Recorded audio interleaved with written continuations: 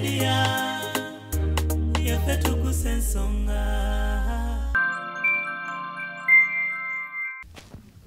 Badia. Nze vendetta. Pata chino chenu.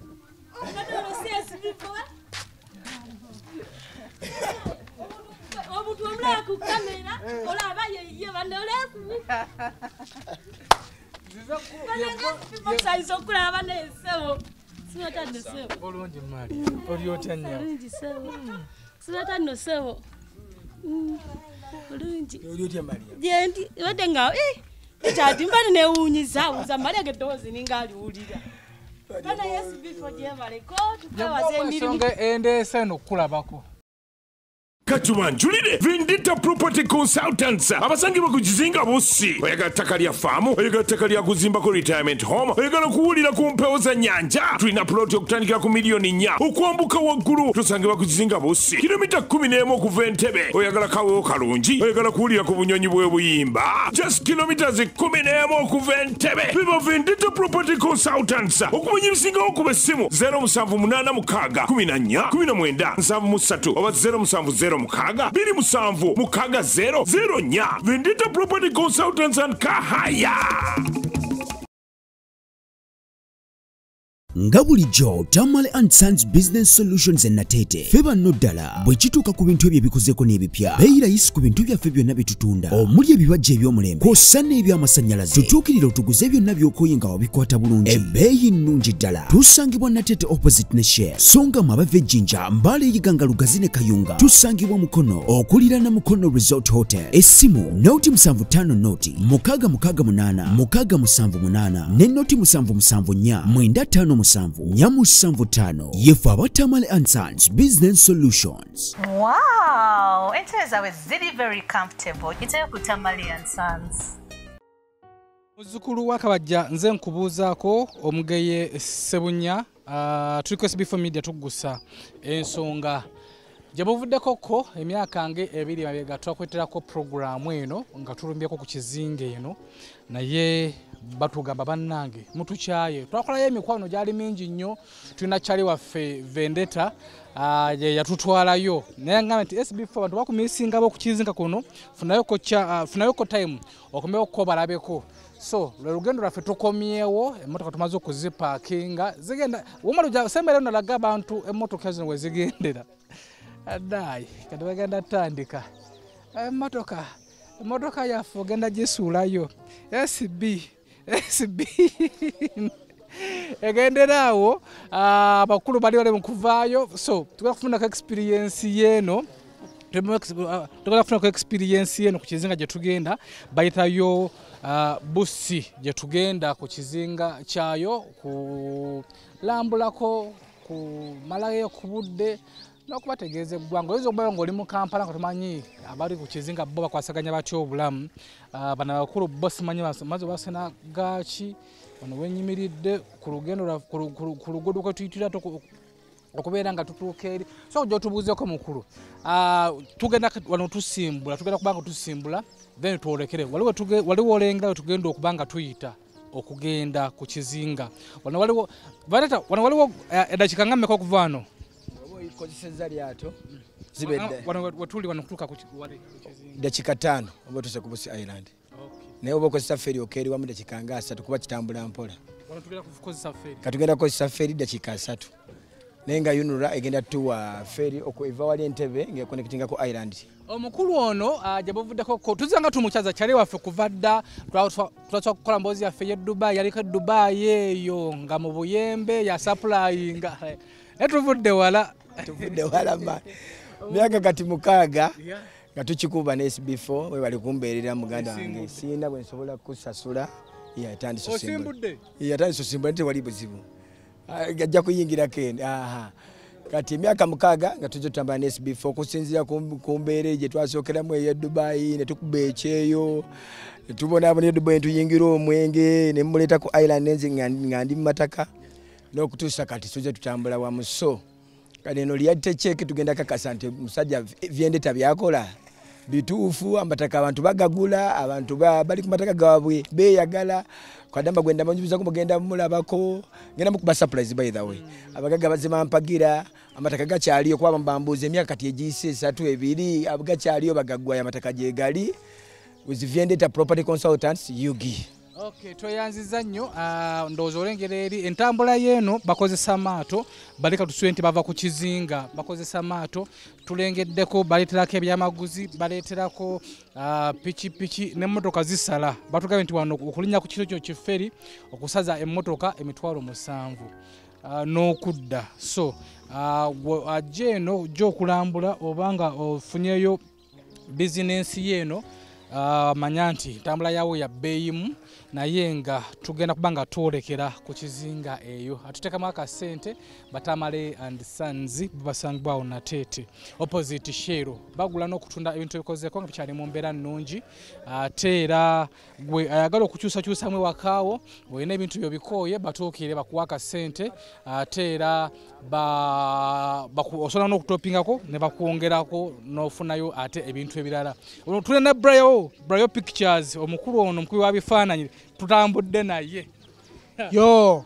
aba SB4 media everything kwekwenkweki omusabuzi naize n'olujamayi maro yangambye nkubuuze kadoze nako kakaki golo kaki SB4 ebintu ebyo byaffe Masaka tibigenda nnyo mu mawulire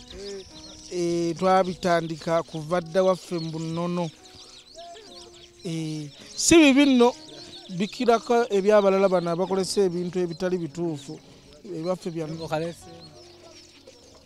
naye sikawana omukono omukubi wa bifaananyi akuba ekifaananyi asabula ebifaananyi by the way era namukyazako okukuwaana eno naye bizinesi ye eriyita y'ebifaananyi bizinesi tebadde mbi just era nga womanyi embeera mwe tubadde nga mu ggwanga teri muntu asobola kwekubya bifaananyi ng'ali mu kisiibo teri muntu ayekubya bifaananyi lwaki tebakubasa bifaananyi basambe beekubisa ebifaananyi boko anti ebiseera ebisinga abaliriramu ebintu ebisinga n'agamba ate ngende mu bifaananyi nga saalidde taba namaanyi abajja kumenya mu poozi bifaananyi ki byokuba nkuba ebifaananyi nika nika photoshoots abawala abamudola abakyala abaagala ebifaananyi bino ebisinga okukola figa ebyemikolo actually SB4 emikolo banaye abalina emikolo muleete emikolo kwanjula kukyala kuhingira nabadde nalwanda wabirabye so byebintu mwentambulire ennaku zino photoshoot nazo tuzisabula ate omukulu yafuuka kasitoma wange ono kasitoma wange era namuguza dde eno agenda kusetinga faamu mwongere omuwagira musajja akuba ebifaananyi tagambwako era naye yagamba oba Vendetta mwakiri nga SB4 mwakiri kajje naye atuwagire so omusajja ono bamulabirira ddala bamuyita Brayo Pictures. Okay, tusimbule mu lugendo lwaffe okuba nga tugenda ku kizinga Bussi bye tunaalya bye tunaakolerayo kweyagala paka kuwulira bubi leero mane naye tuli awutu yeah. Are you interested in upgrading your sleeping and bathing experience? Then Ziwa & Sons is the right spot for you. We sell blankets, bed sheets, duvet covers, bed covers, mattress protectors, mosquito nets, wardrobe, all closets, towels, bathrobes, pillows, traveling pillows, cushions, shoe rack, dyeing rack, and ironing boards. Buy all your favorite products online with comfort from your office and workplace, home, hostel at a go from our website www.ziwaansons.com and have it delivered to your doorstep. Call us on 0705 364 749. Ziwa & Sons, where comfort and luxury is a pleasure.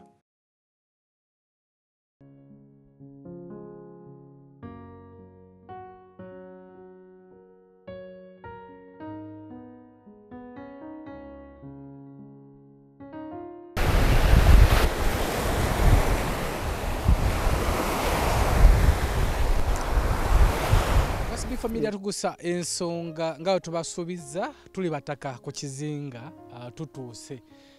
era nga wano tutuukire mu luguudo tugenza okusanga amasannyalaze baafuna dda ekyewuunyisa twagenda okudda eno nga okujja eno omundi ogwasooka nga awantu eno waali virgin nnyo naye nga amasannyalaze tulengera free phase tulina omukulu vendetta yagenda kubeera nga tulambuza omukulu ono kyali waffe kuva dda era nga tubagambye naye nga wano we tutuuse tulina omumanyi naffe ali mmanga awo yalaba otwamukyazaako n'amutuukya n'amuguzaayo so kijja kuba kibi nnyo okuba nga tetugenze mumubuuzaako batugenda kuba nga tusookera okumubuuzaako so ntumyemu n'emboozi n'ebirala bingi nnyo omukulu sebo tuyanza okuddamu okukulaba ate amina nnyo mukama w'amaanyi SB4 bali kunkyaza nasuubiza abantu bagamba mu kusooka basooka okumpagira era mujja bba mubalaba nga noono omuwala gwe ngenda olabako gwe naye kadaama naye nga ba house managers so muwala ono bwe bamu kubampagira nga balabye interviews eziiseeko emyaka tenduzanga emyaka 2 egiyise kati omuwala ono bambi nampeereza ssente mu transfast nga talabye na ku ttaka nenga yesize SB4 so kati nkomezawo SB4 okulaga bye nasuubiza eno reality check okulagiza bye nasuubiza nti byali bituufu era babirabye amasannyalaze gago 3 phase nibwe tugenda ku main offices za Vendetta Property Consultants UG mugenda kuba mugalaba so muwala amasannyalaze go gavaawa amasannyalaze tujja kugira gwali bagiyita power generation plant zisola they invert it nga wala bagebo agekalangala nga boosting kati kafuka alternative current era galinga gayaka yakawo mu kibuga so kati bakola solar plant ne baga inverting abamanye ebya physics ne gafuka amasannyalaze ga bulijjo so gali kuno kwenye ne plant tujja girabako amazi genda suubiza power solar water plant tugenda kuba tujiraba weri wali wansi mugenda gira abantu kati bayina amazi mu lujja lwabwe era kati pipe ziri wolengera pipe ziziri kati bagenda tambuza eno lane eno ye main eva wali embaba ngo ise kasanje connecting amazi connecting wali wetuyita kakutu ngati tuyise entebe so connecting kuno ku island so era zizo pipes mugenda mbuzira abandi ku solar water plant tugenda kutuukawo so kati agadde ensole kono yafuka mwanyinaze aka surprise ye muwale yanzikiririzamu ngalabe kwesi before nawerezanga sente ze ne muguliza plot kati alimiramu akwa yafuna obuzibu tugere tumubuuzeeko tugenda mugwako kata kisuubira kuba yakwesunga n'okukola bako by the way ngazi yafuna obuzibu bambi bw'amaanyi afiirwa omwana muwala we ne mukima ku airport eyo engeri naye onali kyakola ebyakahaya ali kyakola ebyakahaya ne mukima ku airport naye nga namubeererawo nga sister kubanga yali afiiriddwa nanga mankoma w'ekyo sinnakimalako naye kanzire era nambadde kati mukumaakuma addeyo akuba ekyeyo naye alina abaana kati wano 2 ate ng'agamba abalekeraani nga bumanyi bataata oluusi abatali babuvunaanyizibwa naye nga yampagira poloti ye njagibalaga infact njagibalaga poloti ejjulidde Judy esesi zentemaatema kati ngenda musulaku ka surprise ak'amaanyi naye ng'atali mu bulamu bulungi bambi wano apangisa bupangisa kapoloti kalimu tasobola kubamu wadde ekibaawo naye mukama w'amaanyi kamumulabeko tuba tumutuuseeko wano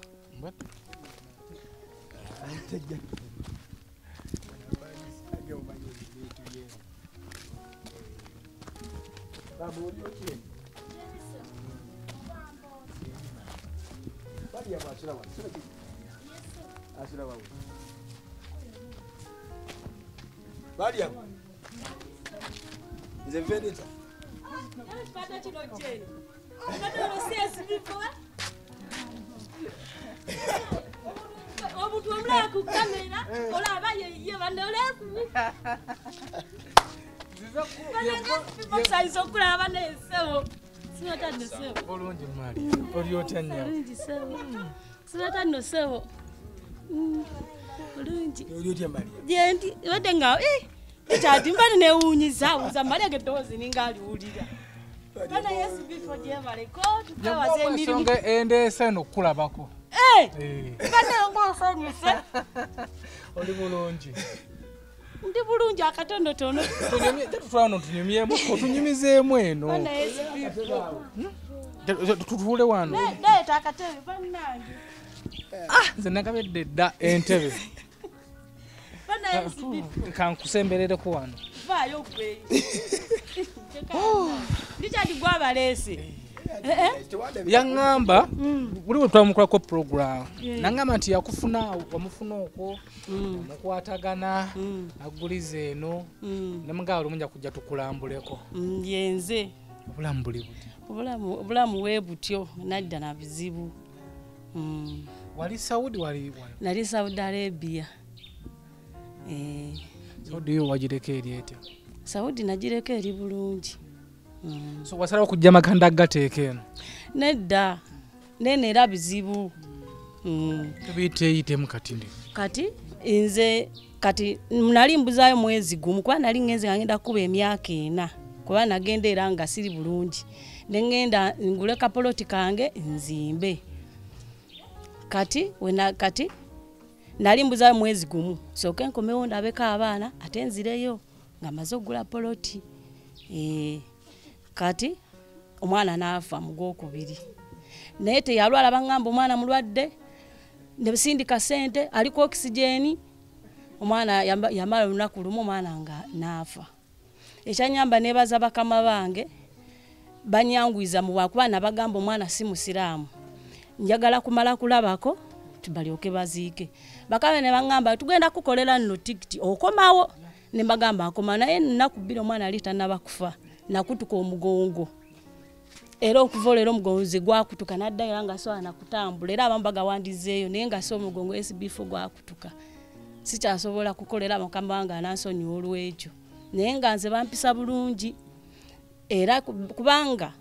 nali nina omukisa bangamba ne bakutanga ekisibo kwa mugwokubiri nga 2 ate nga mugwokusatu kisiibo ne bagamba olina chance bakamawo ne bakuta tekisoboka I know excitement okutulaba naye ono mwala gwe nanyumyako mu interview yali Kadama Saudi Arabia yanzikiririzaamu nampagira yawereza sente zange tasindise na muntu we kulaba poloti nebucha kumacha lwakwati yakomawo kale bulungi nebucha kumacha ne nkubira nga akaba firido omwana we ne muchima ko airport ne mutwaleyo kalungu ndozoenda soka novuga Masaka road baitali kyamulibwe eyo kanazika ne muleka yonze ne kumawo ne benalingeze nabo bamama be so katembera we yanga tatyasobola kuddayo eri ate nga ina abaana babe no kuba kandi alimira ku cyane muganje mufuni awala we muwajire nga alimirawo naye umugongo yakutuka omugongo so tali bulungi naye lwaki njagadde muweka surprise kano nkamuwadde olw'ensonga yakkiriza mu vendetta nga ndabidde ku SB4 nantekamu obwesigwa era ngamba nti kyonna ekiyinza okubeera okuba tiyasindikana muntu kulaba poloti naye poloti njaggibalagako nga mbalaga ku polisi bwe nga batuzisengeka epoloti yono mwalimira nga wenamu bakati babijanjalo muwogo nebijanja bafa okay so kati ayagala nakukuba mukakoko tayina mwasirizi bambi embeera gyalimu so kati nganze vendetta nti ye customer wange tuddiza abantu bano olusu bwolumu ze nganze njagadde ati sinememu machance ena yinza ofuna omukisa ne wabawa mukwati kuba yati yakoma bambi buno jajja afiiriddwa muntu yane muvuga bwerere mpaka ye kalungu zibwasuka n'okugenda yeeyo so njagadde gulo mukisa nemegumisa ko nti Bakadama temwenyoma musobola ogula poloti ku vendetta okutandika ku $5,000,000 poloti 5 ku 10 weba yamundako nsobola njikwera ku $1,000,000 ono yasasulanga mu kibanja mpola era poloti yamala kuggwa endagaano nazimukwasizano nga amaze kukomawo tugenda tuka ali kumpi nange nti kwali offices zange ziri wali permanent premises so nze nganze ngenda soka nkusige mu katono akaliwo ngenda kuwayo $5,000 naye ngenda kwongera okuyamba n'abantu abakulabi bajja kwongera okuyamba so ono Kadama azini bana baana bayina babo balengera tebaliiko taata tebali kanino era namubeerera namujja ku kisaawe so nganze vendetta nti omuntu wangulako ettaka afuuka wakika mubeerera bakatono bagala kusomera eno wali eri essomero lye bandagirira wali eri ya gavumenti buli omu asasula $4,000 buli mwana n'ebirala bitabo njeyo buli mwana asasula ena wamu $8,000 nina basatu naye yoli abadde ayingira anti bali bagenda tuula P7 olira anti kati we yafa kuba nangenda tuuza 2 P7 kati benina abasoma bano benina bali basatu naye kati bano beninako oli eri naye ndete yasoma senior 1 kati benda bango tambula na bango vokulira poloti bali babiri so kati emitwalo 8 egibatandisa nze nga nze Vendetta Property Consultants UG njikuwadde kati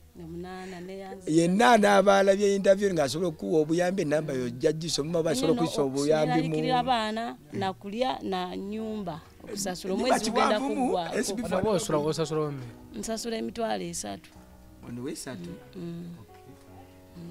so kati wasalawo kujja kubeera eno era ekyandeeta eno baana abo lwasooka nagenda ku kyeyo saali nabo kati wenadda ne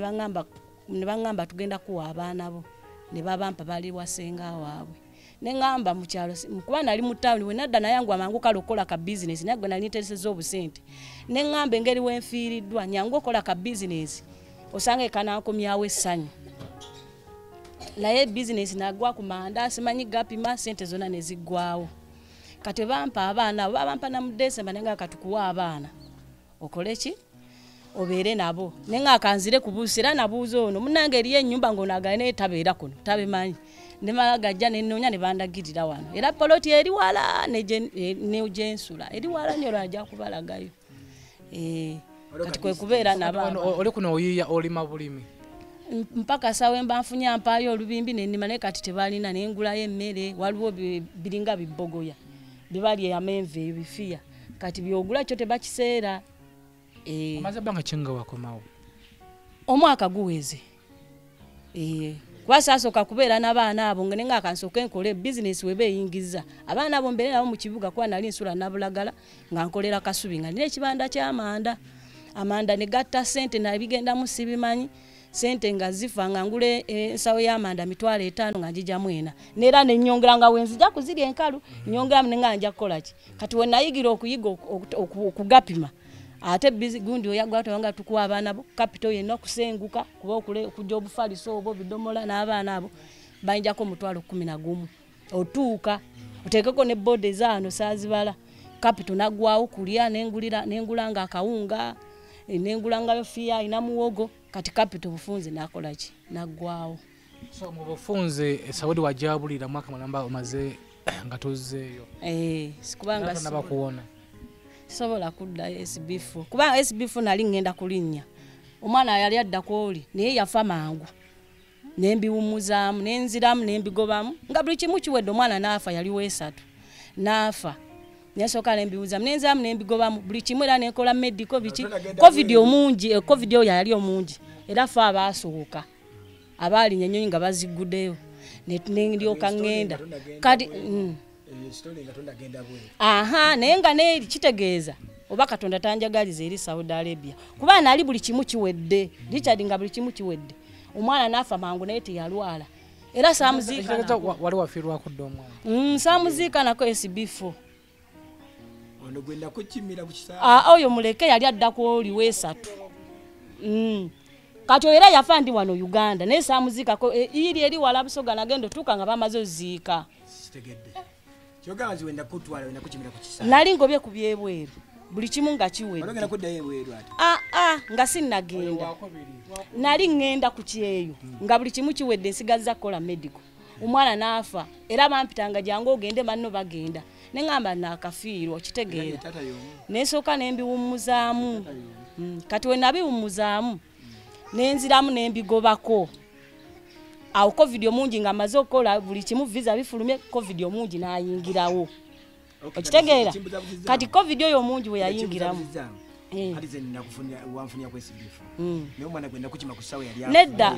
nedda mwami SB4 abuuziza ayinza okuba bwabuuza akisiddayo ku malibu gennina kuba nali ngenda buli kimu kiwedde omwana naafa mangu naye saamuziikako kati mba nziramu neera buli kimu kiwedde covid omungi nayingirawo nga sinnagenda kati nenziramu ne bata ngenda kumalayo mbuzayo mwezi gumu maleke emyaka gyange 2 omwana oyo naafa yali atula P7 eno ngasasudde nez'oluwummula nga tebannatandika P7 omwaka guli oguwedde naafa otoyo oli yali weesatu oyo yasooka ono wa 14 yali muwala kitegeera kale kitegeeza namenyekera dda sisasobola kuddayo nga omanya abawalabu mbamanyi toso okitegeera naye nga nebaza bakama bange bayinza okwakubanga abaana nabalekayo bamanyi nebaza bakama bange bampisa bulungi tebampisa bubi ate ne banyamba ne banta naye kye nabanyizaamu saddayo Bali bakulinze oddeyo. Era n'essimu era nagizaako. Omuwala ono ng'amaze okumutima akomyewo ng'agamba nga sisobola. Era omwana yali tannabakufa omugongo nakati. Nemwegayira ne mugamba nenga natandika otya obulamu ng'olina abaana abo. Lwaki tozze n'okubayo ekyeyo nga mutuufu takyasobola. Era nadda nzenna nga sirina mulikuwa najjako n'oyampita nga nali nkyali munene. Ne bandaba kati era guno mbiriguzeewo ng'oba wadde abaana batulidde bubi nga nsanyukako n'abaana okitegeera. Naye luli nali nfaana bubi nnyo bakuba mbeera. Mu kuddiza bano abantu abatuwagidde ne batukkiririzaamu nze mu mbeera yange yonna eriwo kasooka ennyambe bano bagambe basasula emitwalo 4 emitwalo 8 basooke bo batandika okusoma ebisigadde SB4 abiwulidde ajja kutuula walabayo kyangenda okola tugenda kufunayo obudde tutuule nakusasulako ennyumba emyezi ng'ebiri yanziza mami SB4 neyanziza mami SB4 neyanziza Richard neyanziza embozi yo baba kati n'ekirala mwami SB4 mbadde nsaba ontuuseeko ku mukyala Mama Fiina era nali ntegese nga nkyali ku kyeyo nina ensonga yange nganze nina ensonga yange nganze njagala Mama Fiina mwami SB4 era nali singa sadda bizibu nali era njagala Mama Fiina kuba abangamba noonyereza ensonga kuba abaana bebafa enfa y'emu ekitegeera enfa y'emu naye nga simanyi ki lwaki naye nga era nali nkitegese nga nkyali eri neŋŋamba nja kukulaba bafuna obudde tudde tunyumye emboozi okuva ku ntandikwa yaayo tulabe tomanya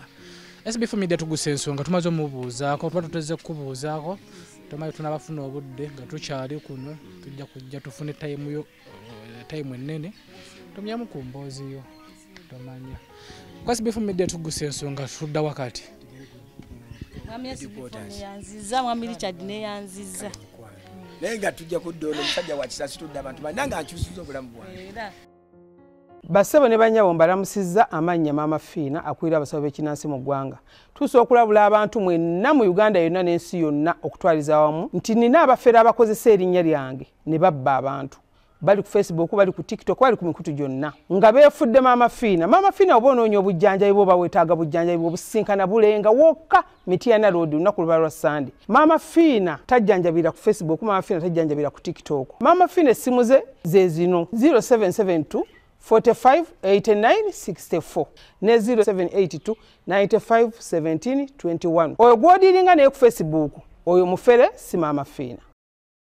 Katumanjulire Vendetta Property Consultants abasangibwa ku Kizinga Bussi oyagala ttaka lya faamu oyagala ttaka lya kuzimbako retirement home oyagala kuwulira ku mpewo za nnyanja tulina ploti okutandikira ku miliyoni 4 okwambuka waggulu tusangibwa ku Kizinga Bussi kilomita 11 okuva Entebbe oyagala kawewo kalungi oyagala kuwulira ku bunyonyi bw'ebuyimba just kilometers 11 okuva Entebbe biba Vendetta Property Consultants okumanya ebisingawo kuba essimu 0786 14 19 73 oba 070 Mukaga, Biri Musamvu, Mukaga 0 nya. Vendetta Property Consultants and Kahaya.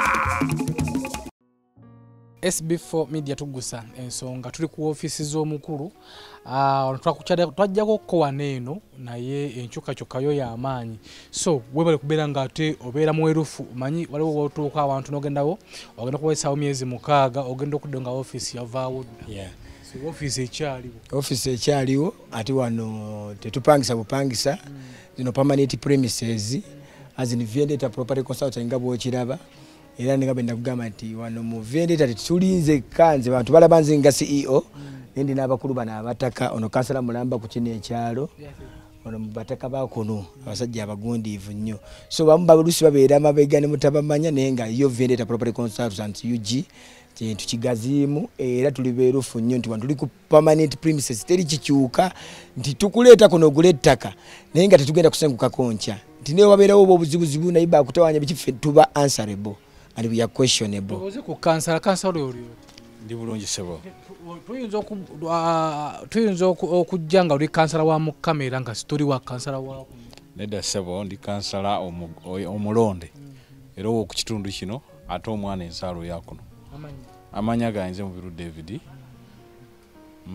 tuula mu Bussi muno era emirimu gyange mugitambulira gyonna Tata afuna tamulako ko kulwira twajja yatuze mtu tumusanga tusanze okulaba taata. Nange nsanyuse nnyo nze nsanyuse okulaba mmwe so si mmwe kulaba nze kuba nze mbaaniriza kuno. Kale nze ndi wa kuno era nga nolibwe nabategeeza sivaako wojjira wonna wendi nazaalibwa kuno kwenkulidde era kwendi. So yono kurebe weddeyo wanyisebo eno ku waliwo n'abalala ba shareholders naye nga tebayinza kulabikira olusimba mu kamera so company tugigaziya okusinziira ku bwerufu bwe tuyinawo ne kati ba shareholders abateekamu sente kubaka batuleetera amataka buli ssaawa naye nga nze feri tanganze omuntu CEO mu oba kansala oba vice wange nga sente z'obutabaawo kati ne ba shareholders nabo tubaaniriza okujja mu vendetta kuba tuli beerufu genuinity is our goal so tuli ba kubusi twanyolera kubusi ate nkulakulanizia musonyezo gago mugalabya amazi mugale nga twabasuubiza kati byonna biki webiri tugenda kuba tubalaga ebintu ebyenjawulo tuyina beach amataka ga beach tuyina Lake View Plots tuyina ngo yagala kola farm tuyina ngo yagala kola plantation yonna agriculture waka yenna oyagala kola commercial yagala business plots byonna tuzirina so doza cabinet bakisobodde ogira bako permanent princess wanted tuva zino za feno street yafe Vendetta property consultants okudda neri wansi yonna so tuli beerufu era oli wadembo okukolagana naffe mu business kati wano bayitawo Seetabusi waliwo tuviridde ku ferry emabamba ku main road yemwe tutusali mu town esooka eya Bush Island we tuli located. Tuddeko wa otuva no masanyalaze wetuva wano soke tugenda wali ku water plant nina jenjago baga tusobola no gula ekibanja oba yagadde kya kibanja oba kyapo oba kyapo oba kibanja oba poloti nga nebintu tumaze ku preparinga kyona kyo boyagala kati tuva wano tugenda balaga ko tugeze ngo baddu yagala gonja plantation poloti weeri ejjudde oba eka namba ngejjudde weeri so tugenda laga ko ku betwasubiza mu gundi tugenda laba wali ku water plant wetuva awo tugende ku poloti ezirolide nga za agriculture nti wogulire otema butemi nga gotwala. Okay, so yanza tugende tulambuleko tuli Bush Island twajjako ko eno ne tulambulayo ko tukubadde tukumye omuntu kwa kubiri n'okulambula emirimu gy'omukulu ono tusanze sofa emirimu tegiri mavunya yadde and gwe nawe nanga oli eyo wali agadde okugulako ku kizinga okisobola omutuukirira simuze ku screen okukweziri nobeera nga ate mwogerezeganya SBF Media tugusa ensonga Katumanjulire Vendetta Property Consultants abasangibwa ku kizinga Bush oyagala ttaka lya faamu oyagala ttaka lya kuzimbako retirement home oyagala kuwulira ku mpewo za nyanja tulina ploti okutandikira ku miliyoni 4 okwambuka waggulu tusangibwa ku kizinga Bush kilomita 11 okuva Entebbe oyagala kawewo kalungi oyagala kuwulira ku bunyonyi bw'ebuyimba just kilometers 11 okuva Entebbe biba Vendetta Property Consultants okumanya ebisingawo kuba essimu 078 14 14 7 oba 070 Mukaga, Biri Musamvu, Mukaga 0 nya. Vendetta Property Consultants and Kahaya.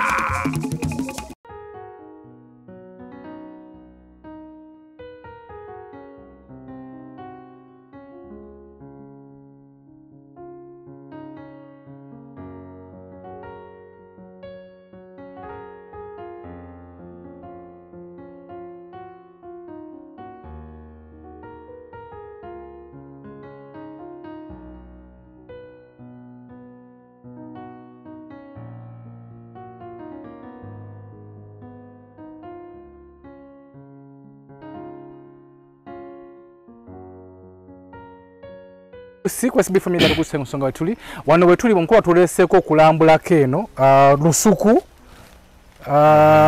wali watunyonyoddemu so tusatunyonyola ku wano wetuli kati eno eri half acre ya gonja so ngazwe tukola property management nti omuntu asobola kubanga tajja kusobola kungaguze eno nti ate eva abenga tambulenga Vendetta Property Consultants UG fetubeerawo azini nti ogula ettaka ne property management tugikukwasaganyiza so kati eno eri half acre gonja ne bwogula otandikirawo okutema so tuguza amataka etundibwanga bweri tetujja tujja mugo olugula n'omala okusasula ebintu nebiggwa tuyina nagambe kutandikira mu bibanja ebibanja we are so safe here tuyina ebibanja tuyina amataka mu byapa ebyapa n'obuyagala eka 10 tuyagala kukola farm naye tugenda kuba nayo tukulagako kati wano wetuli already no half acre eri well prepared so kati mbadde mu muwogo gwe twasookeramu nga tukola eno project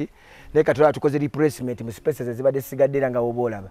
nti kati tumaze okukola olusuku nga weruli ebisigadde nti gwe n'ogamba nti ntemere emmere ensanga entebe nagambye Busi Island is strategically located just 11 kilometers from Entebbe na Kiwogo ng'otuuka ku kizinga Busi kati bwe tuyita eri emabega tutuukidde emabamba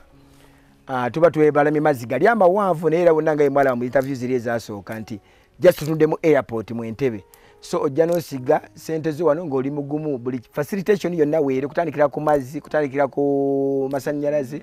buli kimu weekiri eno half acre eno erimu gonjere mu sente nga meka eno half acre kati ndi milioni nga 25 naye kati lokubanga kisinziira tikati ndali mwabi utakuba eri already kati wali solar water plant eri wali liye kuba kwati tukozesa kubo liri so wano town eri awo kisinziira azine eri niya development kwenkanachi naye atosofuna half acre munda ngenda mu milioni 12 kati boba yakala kulika naye kati eno nti ojja kyusa nti gonjo na mujjeewo atotekewo premises oba tadde guest house era wano ojja kukola kuba town already eri wali waggulu so prices zideterminingibwa okuva full payment as an installment payment oba wadde full payment nature ne development. This island is too big, eli 22 square miles, but square mile erimu acres lukagana, so osobola ku estimating how big this island is. So wano chapa ndagano ndagano but more than safe ne wali ku office tubadde zonna ndagano nebo yagadde kwegula ne process tugiyimiriramu process yo kwegula kuba landlords bonna kati kuno kwebali era bamanyikiddwa so nti yagadde kwegula process yatusiga tutambula nayo nti oyagala chapa road ekiwedde already era kibeera one kati mu plot so butandika ku futi 5 ku 10 toya tunabuteeka nnyo mu land titles naye omuntu ayagala at least acres 2 kwemu 2 okwambuka waggulu ebyapa already bwebiri tyalina oba oguze ekibanja lwadde acre 10 era process y'okumaliriza ebyokwegula byonna tubibeeramu nga vendetta tubikwasaganya abana abaami bonna nga bola buli omu alina kyabakwasaganya n'abalala batasobole kulabikira mu kamera so obeera mugumu ng'oguze naffe wajjanaga nti nze njagala eri plot omuli agonja wano aba yeetwalirawo bwetwalize etukyalaba Lake View tugenda laba ku beach oyagala commercial residential byonna tuyina answer ne oyagala agriculture ng'otema butemi byonna tukola ki otuva wano tuddawa otuva wano katugendagendako ku ttaka ly'ekyapa there are 10 acres tuyina acres ez'enjawulo mu bifo ebyenjawulo ne tusobola birambula byonna tubimaleyo leero naye katugendeko ku ly'ekyapa erya 10 acres oba yagala kukola farm land title weriri bwe tuva tugende ku beach tugende kusalira akabuzi mukulu wange. Okay, Quest Before Media tugusa ensonga tuli Busi Island ekizinga kye Busi abasinga obungi manyi nnyo ebizinga muli bire byakulaakulana ennyo naye nakino mbadde abasinga mukimanyi kuba odde nakyo kyakula enkulaakulana etandise okusinga waliwo twagisooka okugirayo ate n'ekirala by the way bagenda gifula Model Island ogenda ku Google kati ebintu bya Google ebintu bya internet just go Google search future plan of Busi Island already bagenda gifula Model Island because it is strategically located from Entebbe just 11 kilometers tunde mu set house tunde mu airport era bagenda gijje mu kwa Kiso bagituze mu Entebbe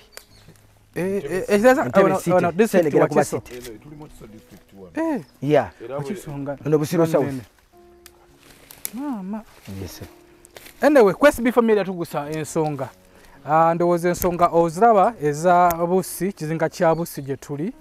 Gwe nawe nango nonya woteka ka sente kosobola okujja no ka investing eno enkulaakulana ey'omuggundu ate ekusanga eyo. Already enkulaakulana weeri naye waliwo eri ey'omuggundu. Sofa amasanyalaze gyegali amazzi gyegali buli watwajjira tewaaliyo masanyalaze n'amazzi ne kati gyebiri nga tusuubiza busuubiza so enkulaakulana yo already yeetandise. In fact ne ku town zogenda balagako abantu abazimbe country homes zaabwe abantu abazimbe private beach zaabwe byonna ojja kuba basobola obbirabako. Okay.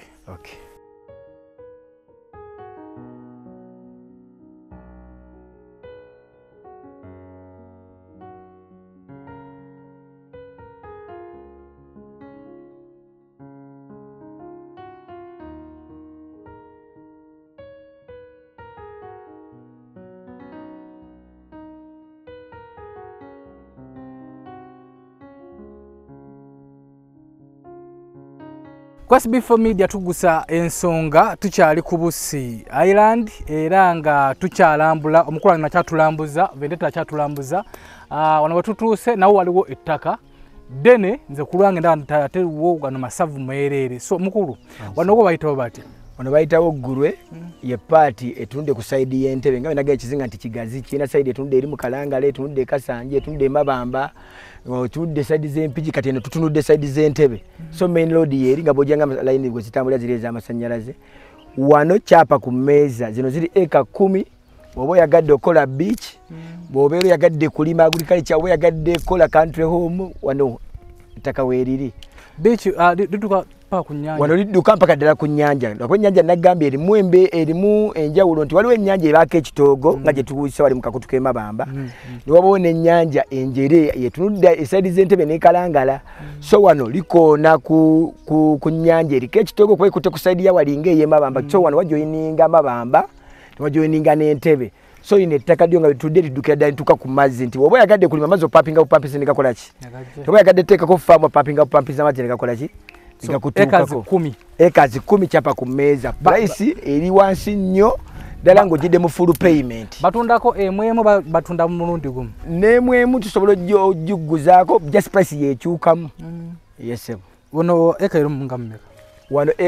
eka esobola kuba millions 25 ngoguze mwemu defene uli eri tutambule mpola mpola kimwe ekiri wano jja kifuna tutambule mpola mpola era n'ennyanja eri wansi yonna gyeri so omuntu ali eyo bwe advice gyosobola okuwa omuntu ali eyo okugula wano wafaamu wasomero oba yagadde essomero kuba kati nagambe tuyina okutandikako commercial residentials so wonna wojjira naye kati nga oba yagadde kola faamu eno ng'ojja ku weekend gyolambula amataka lyo ku weekend eno ye answer kuba olwedde ettaka ddene ekitenkanika so tuyina okutandika ku ekemu ploti ya kutandika ku futi 5 ku 10 ekazi 2 ekazi 3 buli kimu era je tugenda ku fene tugenda mo babu B oba waffe okirizibwa sebo okulyako era mutuza bulawo kikyazo batuka abantu bakubizinga balogologa no fene nakulakira izoli balogo mudiano mana shora bango bwadami myaka giri ejabayidi natani kazi jayo je wan sebo ebintu twaterezo bula batifu twandibadde abatali balogo koliko tujja kuyiga fene buli kanyomero jja mufuna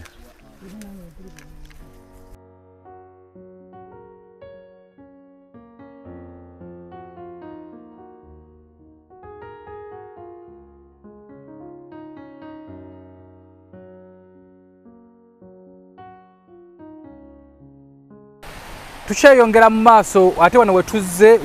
ku beach era ndowooza owulira akawewo owulira ne weevuziza amayengo owulira ddala obulamu tuli Bussi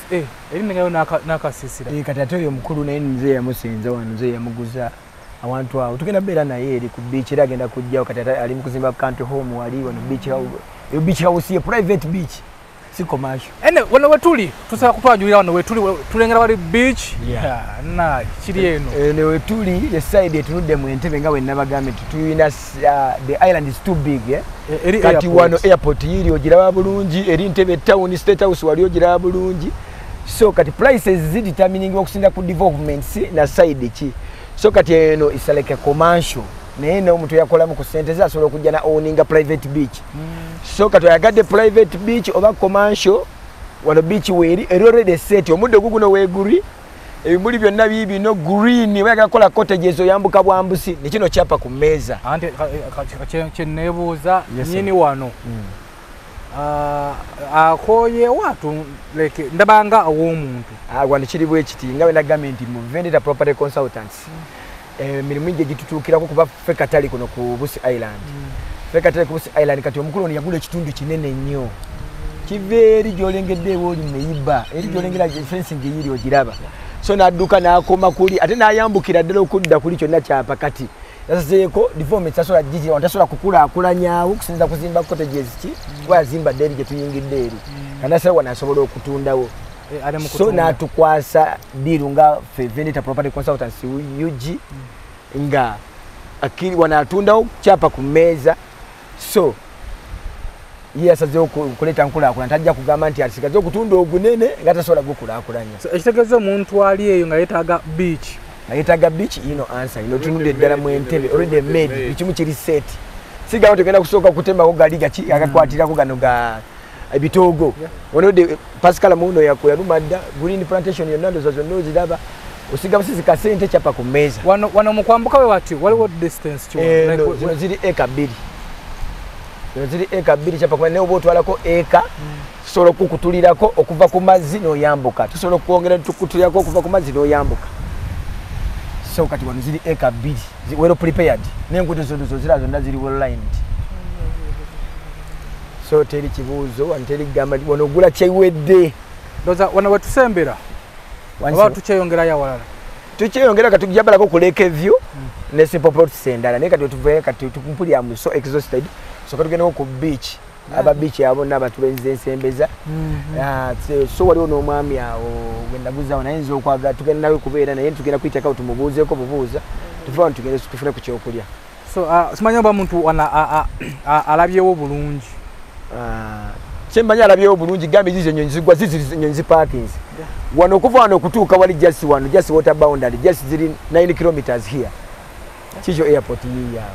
so wali wero strategically located nova ku airport osala busazi n'ohabalinga wanene eri Maryland wali Kigungu oli Nakiwogo oli Ntebe city eri airport okay yes sir. So Quest before media tugusa ensonga ndowooza kiri ku kizinga ky'ebusi kyo ndowooza okiraba bwe ayaga okuguda ettaka erya beach okukolako beach waliwo olidde yo weeri so okunya n'akasenteko n'okuba ku ssimu ezo eziri ku screen nobeera nga ate weefunira ettaka lya beach n'okola beach yo olidde yo baagikola dda naye osobola okujja n'oyongerako bwongezi akasente nobeera nga ate weeyagala enamba z'amasimu oba oyagala tukubira ku WhatsApp 0786 14 1973 Airtel 0706 27 6004 Vendetta Property Consultants UG ye answer. Okay, tweyanziza Quest before media tugusa ensonga naga nti amakanda twagasimbye eno ku kizinga kya Busi Island enyonyi ziziri ziyimuka eri ndowooza saa 11 kyeyo zo ziyimuka wegamba wano wo obeera ddala nga ali Entebbe airport so tukyeyongerayo tujja kubeera nga Kasavu Kanyama naye nga nagayo tusinzidde eno Busi Island. Katubanjulire Vendetta Property Consultants abasangibwa ku kizinga Busi oyagala ttaka lya faamu oyagala ttaka lya kuzimbako retirement home oyagala kuwulira ku mpewo za nyanja tulina ploti okutandikira ku miliyoni 4 okwambuka waggulu tusangibwa ku kizinga Busi kilomita 11 okuva Entebbe oyagala kawewo kalungi oyagala kuwulira ku bunyonyi bw'ebuyimba just kilometers 11 okuva Entebbe biba Vendetta Property Consultants okumanya ebisingawo kuba essimu 0786 14 19 73 oba 070 Mukaga, Biri Musamvu, Mukaga 0 nya. Vendetta Property Consultants and Kahaya.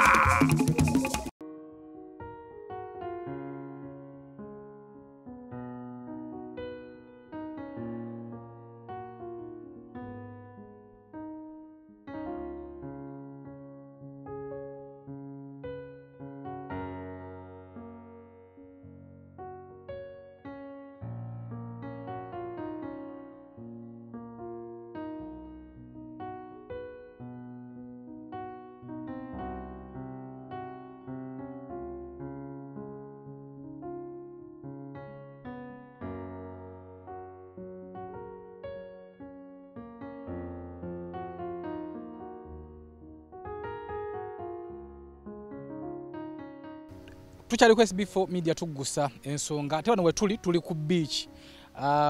tulina omugaga gwe tusisinkanye kati goyinza okuba nga oli eyo nga gamba wabeerayo abagagga tusanze Doni era nga tumukwatiriza ne tugamba akulu bano tebatedda nnyo kwagala zi kamera naye tumukwatiriza agamba akatubuuzeeko tata tusanyusa okulaba kale bambi naye nsanyusa okubasanga oba mw'okunsanga mwebale kweta nkulaakulana eno enkulaakulana tugireese naye nga omukulu ono Vendetta atuyambye nnyo tukwasaganya okubanga atuleeta enkulaakulana ku kizinga. Yes. So Vendetta omukulu ono naye client wange shoot yali gye twasembayo okukola eyiseeko emyaka zange 2 kitundu. Nali ndi awo nankubira essimu nange nkulabe ku SB4 nsobola kukusanga Vendetta mga ndi ku Island nali mu nimiro zange ne kutusazi side eyo kutusazi namuguzaayo dda. Nankubirako nangamba nti njaga kusikala ndi kajjansi ndagirira nkutuukako ntya. Saachi wannyo maanyi nsigala mu nimiro zange nga nkola byange. Bandi okangamba ntuse mabamba oli ludda wali mugamba nkwatira mu eddakiika 2. Kulo ne muleeta era kati eno private beach ye gyolengera wanene no country home ye. Musajja wamanya akoze ne kuno zi farm ze alina amateeka ag'enjawulo. So yandaba ku SB4 era maanyi go gankyusiza nimo. Semberero omukaga. Amatata. Tuna kudiringa n'abantu nga we bati. Big fish. Doni. Abutakanjira bye. Maanyi nnyo tomanya. Down to earth yafuka mukwano gwange. Enteekateeka yawanirira tukulengera beach wano waliwo so wano plan oli mukola beach okola just wakawo wakubeera. Kati basically nze ndi life coach. So business gye tukola ya life coaching yeetaaga wellness omuntu ekifo kyoyinza okumuleetamu n'atuula n'akkakkana kwegamba ne mwogeramu ku biki ebimusoomooza n'afumiitiriza n'alaba ngeri ki gy'ayinza okubivuunuka mu bulamu buno obwa bulijjo. Kati twali tulina ekirooto ekikola retreat. Tufune ekifo ng'ekiri ku mazzi nga wano nti omuntu osobola omuleeta n'awummuza ebirowoozo n'afumiitiriza obulamu bwe butambula butya ne mweyongera okwogerezeganya one on one. So ye vision gye tulina mu kifo kino kinaaba kiwedde kijja kubanga kisobola accommodatinga abantu bamu ku ba clients baffe kuba abalala bava bweru bwa Uganda kati baba balina okujja ne balaba the beauty gye tulina nga eggwanga kwegamba ekintu kibeere practical. So omukulu ono omulanga tumukyazizza n'omwesiga. Omukulu we namulabira nali ndi South Africa. So nenjagala nnyo story ye ey'omwengeri ya inspiringa nnyo gye mwasooka okukola. Nenga omuntu tuyita mu buzibu obw'enjawulo okulaba nga tugezaako okugatta obulamu